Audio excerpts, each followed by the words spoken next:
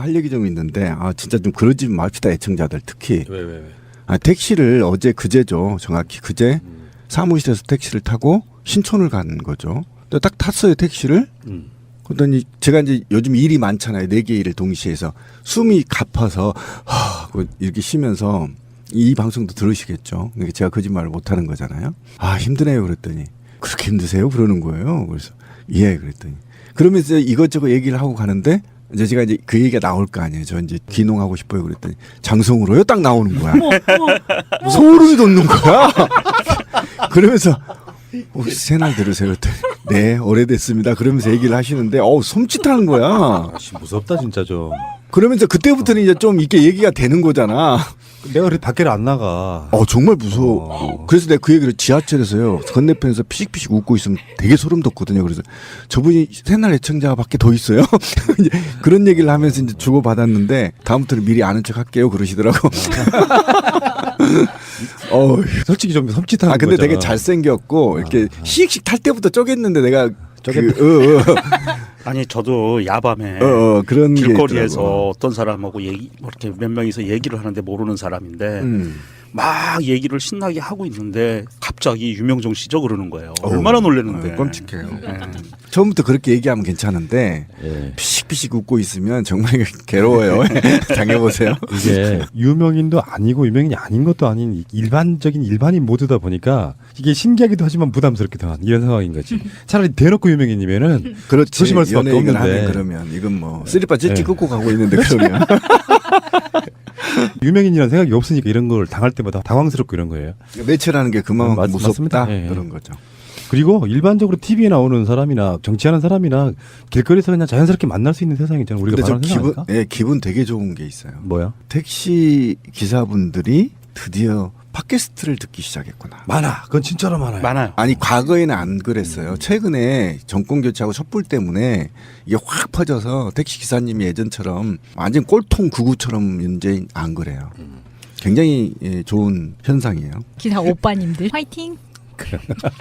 지금 어떻게 보면 주류 매체라고 하는 말을 이제 바꿔야 돼. 주류 매체가 팟캐스트야. 네, 그렇게 됐죠. 네.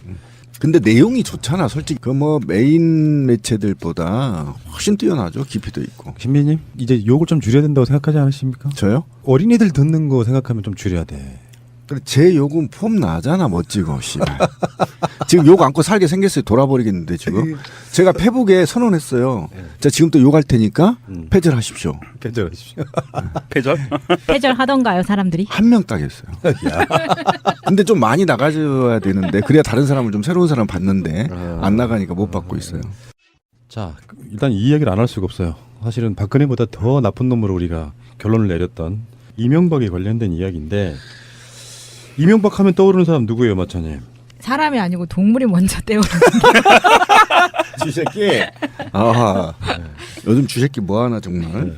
그거 말고요. 왜 이러십니까?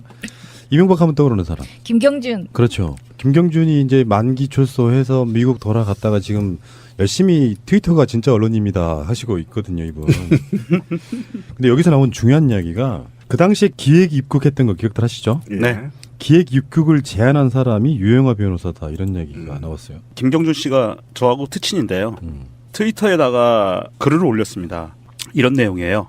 BBK 사건 나에게 기획 입국을 실제 제안한 자가 박근혜 변호사 유영하. 기획 입국을 실제 제안하려고 나에게 온 사람이 박근혜 변호사라고 김기동 검사에게 얘기를 하자. 그는 듣기 싫고 민주당이 한 것에 대해 진술하라고 했다. 기획 입국 제안을 한나라당이 하면 괜찮고 민주당이 하면 범죄라는 것이 김기동의 판단.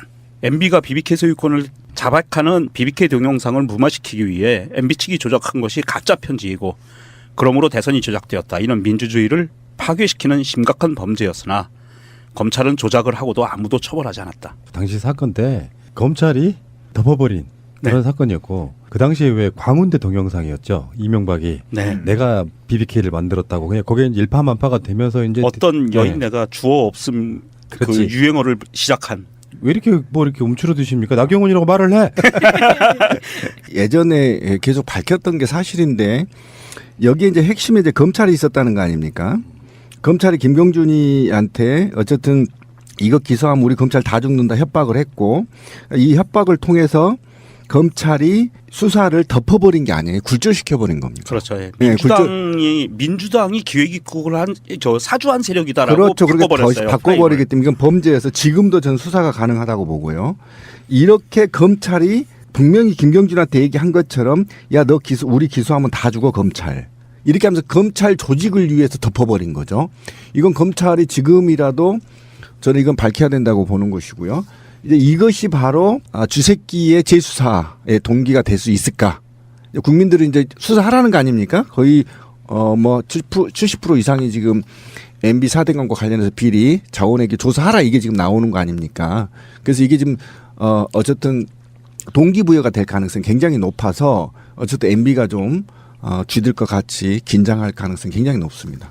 이 사건이 대한민국 팟캐스트의 원조인 김어준이 들어가 있던 낙곰수에서 그렇죠. 나왔던 내용인데요. 이게 좀 상기시켜드리면 간단하게 말씀드리면 이명박이 김경준하고 또 같이 LK뱅크하고 BBK 투자자문 등을 설립하고 자신들이 대표로 있던 그 옵셔널 캐피탈이 BBK에 투자하기로 했다고 공시를 해서 주가를 끌어올려요. 그래서 이게 주가 조작 사건이거든요.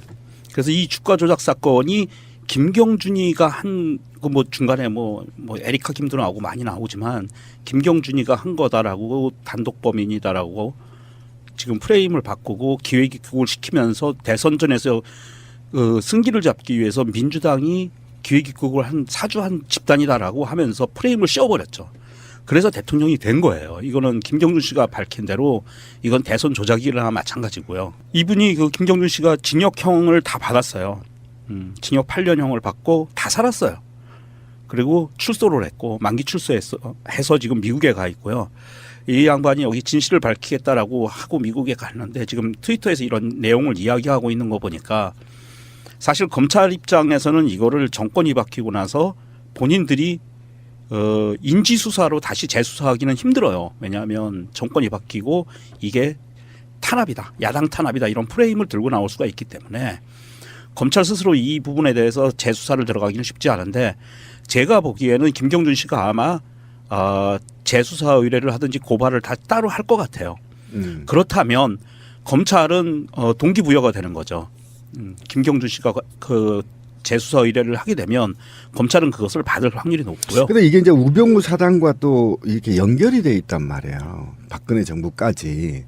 그렇기 때문에 이게 굉장한 이제 정권의 또는 국민적 수사 의지가 높아야만 검찰에서 이걸 받아서 재수사할 가능성이 굉장히 있어서.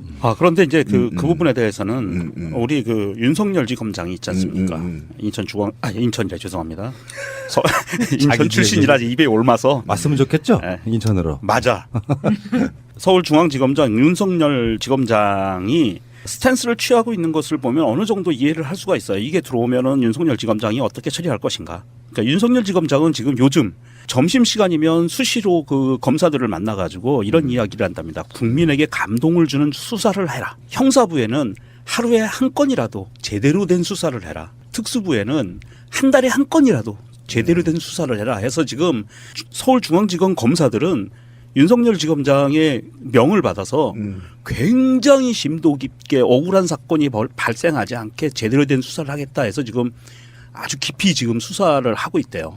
열과성을 다해서. 그런 것을 보면 만약에 서울중앙지검으로 그게 그 사건이 들어온다고 하면 제대로 파헤칠 확률이 굉장히 높습니다. 열심히 하고 있다는 거죠. 예. 못 믿어요, 그래도.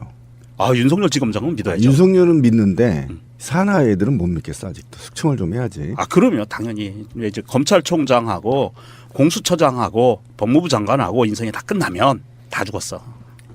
너무 기대는 하지 마시고요. 그게 어떤 절차와 법이 있기 때문에 그들 방식대로 못하지.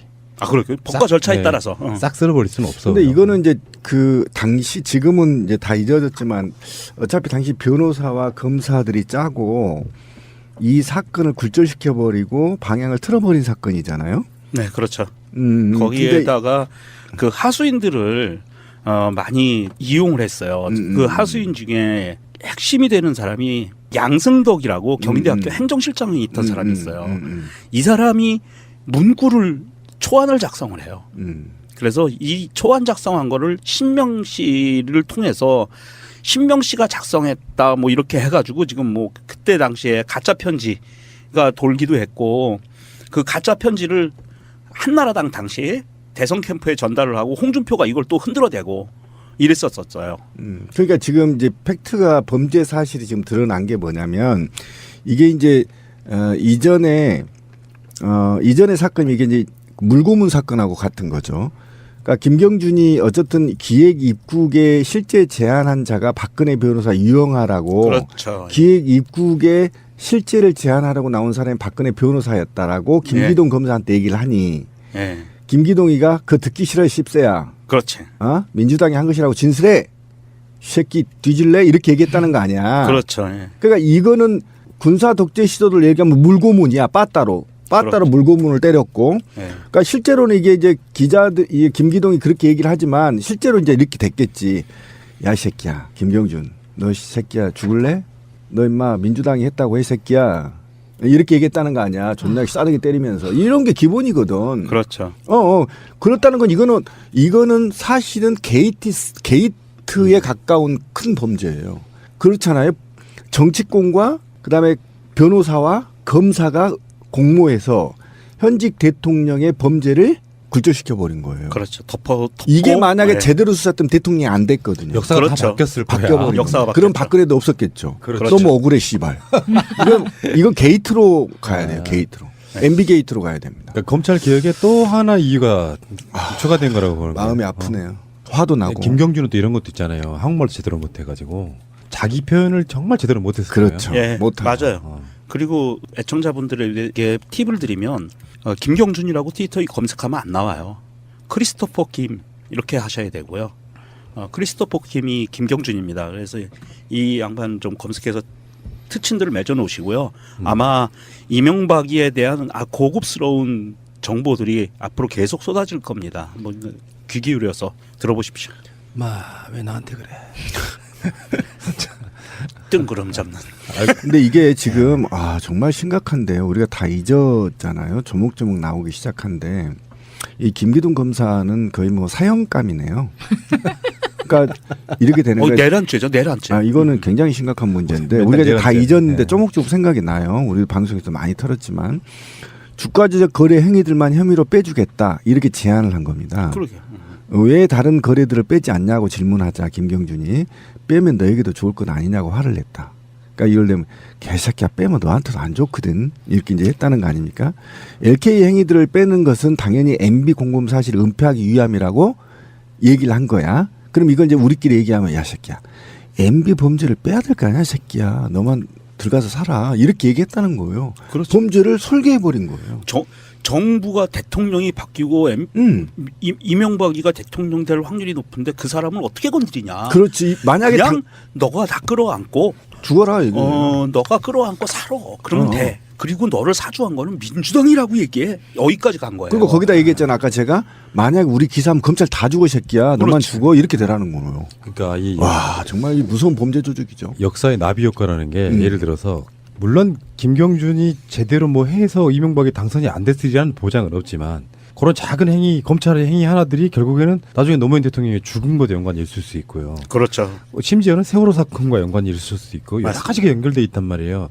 요거는 우리가 이제 왜 정권 바뀌고 나면 마음이 좀 루즈해지잖아요. 네. 다 먹고 가지 마 정권 바뀌었는데 이렇게 되면 안 돼요. 그러면 안 됩니다. 역사는 과감하게 제대로 발굴해가지고 재수사 해야 된다고 생각합니다. 그럼요. 아니 이건 게이트로 가야 되고 그러니까 지금 사실은 이게 지금 앞뒤가 맞아요. 그러니까 그 김경준 씨가 거짓말 친 게 아니고요. 박영선 씨가 예전에 박영선 의원이 예전에 그런 얘기를 했어요. 그 김기동이 대검찰청 부패 범죄 특수수사단장 할 때 박영선이 그런 얘기해서 우병우 사단이 이렇게 지적한 적이 있는데도 이게 그냥 넘어간 적이 있거든요. 그러니까 지금 김기동이 우병우 사단이라고 얘기를 하잖아요. 그러니까 아직도 우병우 사단들이 대검찰청을 다 장악하고 이런 범죄들을 기획하고 시행했다라는 거잖아. 이건 게이트로 가야 된다. 우병우까지 걸릴 수 있다. 그러니까 두 개의 정권을 거의 이 주물럭했던 게 우병우 사단들이 다 이 나라를 망쳤고 그리고 더 나아가 MB 정부와 박근혜 정부를 탄생시켰다고 보면 되는 거예요. 그렇죠. 네. 이게 굉장히 무서운 겁니다. 이게 그래서 지금. 이제 지금은 현재는 정치권 상황이 인사청문회 시즌이기는 하지만 그렇죠. 인사청문회 시즌이 끝나고 그 다음에 바로 맞물려 들어가는 추경 예산에 관계된 그 통과시키는 부분이 마무리되고 나면 정부조직법이 발의가 되거든요. 정식으로 그 정부조직법을 아주 정말 디테일하게 잘 만들어서 통과를 시키고 거기에 공수처에 관한 부분 넣고 해서 공수처장을 제대로 임명을 하면 그 이렇게 비리를 저질렀던 고위공직자들은 다 솎아낼 수 있다는 거죠. 합법적인 틀로. 알겠습니다. 잠시 후에 오겠습니다. 섬찟하는 거야. 아씨 무섭다 진짜 좀. 그러면서 그때부터는 이제 좀 이렇게 얘기가 되는 거잖아. 내가 그래 밖에를 안 나가. 정말 무서워. 그래서 내가 그 얘기를 지하철에서요. 건너편에서 피식피식 웃고 있으면 되게 소름 돋거든요. 그래서 저분이 새날 애청자가 밖에 더 있어요. 이제 그런 얘기를 하면서 이제 주고받았는데 다음부터는 미리 아는 척 할게요. 그러시더라고. 솔직히 좀 섬찟한 근데 거잖아. 되게 잘생겼고 이렇게 시익식 탈 때부터 쪼갰는데 내가 아니 저도 야밤에 그런 게 길거리에서 있더라고. 어떤 사람하고 이렇게 몇 명이서 얘기를 하는데 모르는 사람인데 막 얘기를 신나게 하고 있는데 갑자기 유명종 씨죠 그러는 거예요. 얼마나 놀랐는데. 끔찍해요. 최근에는 안 그랬어요. 최근에 정권 교체하고 촛불 때문에 이게 확 퍼져서 택시 기사님이 예전처럼 완전 꼴통 구구처럼 이제 안 그래요. 굉장히 좋은 현상이에요. 기사 오빠님들 화이팅. 지금 어떻게 보면 주류 매체라고 하는 말을 이제 바꿔야 돼. 주류 매체가 팟캐스트야. 네, 그렇게 됐죠. 네.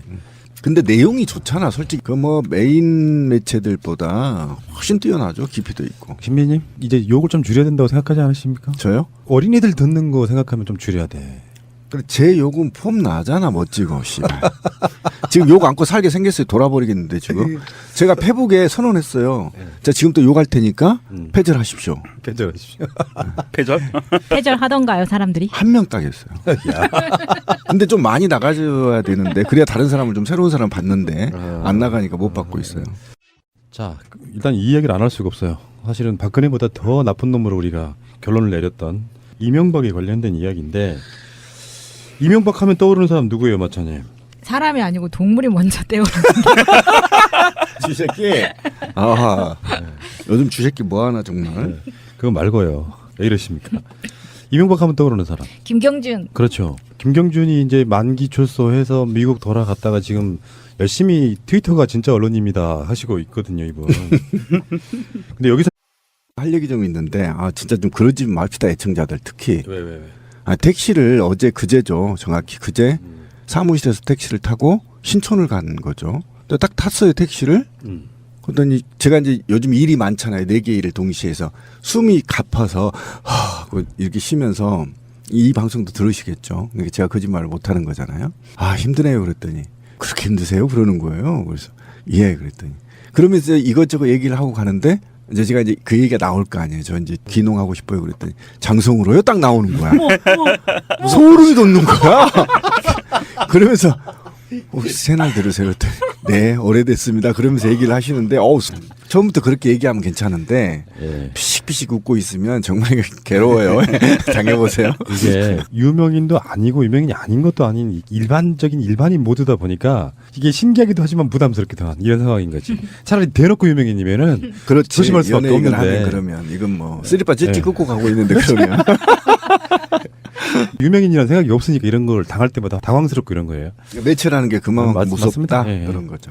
그리고 일반적으로 TV에 나오는 사람이나 정치하는 사람이나 길거리에서 그냥 자연스럽게 만날 수 있는 세상이잖아요. 우리가 근데 저 바라는 세상 아닐까? 기분 되게 좋은 게 있어요. 뭐야? 택시 기사분들이 드디어 팟캐스트를 듣기 시작했구나. 많아. 그건 진짜로 많아요. 많아요. 아니 과거